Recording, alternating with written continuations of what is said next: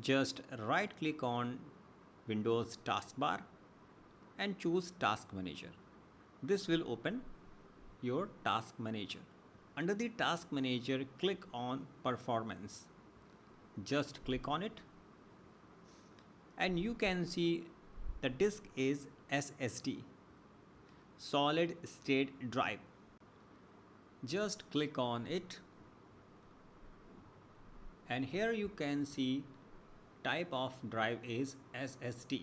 There is one another way to check your laptop has hard drive or SSD. For this we just click on Windows search box and type CMD. Right click on the command prompt, then choose Run as Administrator.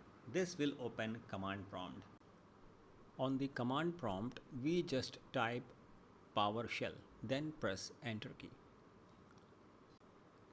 On the PowerShell we have to type a command get hyphen physical disk, then press enter key. This command will show you the media type is SSD. I hope this video will help you. Thanks for watching.